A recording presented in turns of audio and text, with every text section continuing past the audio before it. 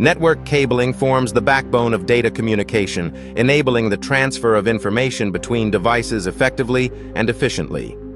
Understanding the various types of network cables and their specific uses is essential for optimizing connectivity. The three primary types of network cables are coaxial, twisted pair, and fiber optic cables, each serving distinct functions. Coaxial cables, once the go-to for Ethernet connections, are now more commonly used in television and broadband applications due to their ability to transmit radio frequency signals. Twisted pair cables, especially the ubiquitous Ethernet cables, are found in most local area networks, LANs. They come in categories such as Cat5e, Cat6, and Cat6a, supporting different data transmission speeds and bandwidths.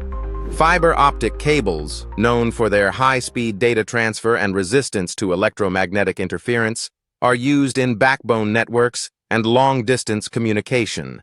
They transmit data as light pulses through flexible glass or plastic fibers, ensuring minimal loss over vast distances. Each cable type is integral to various network setups, addressing specific needs from small-scale office networks to expansive data centers. Understanding these cables is crucial for building and maintaining robust communication networks in our increasingly connected world.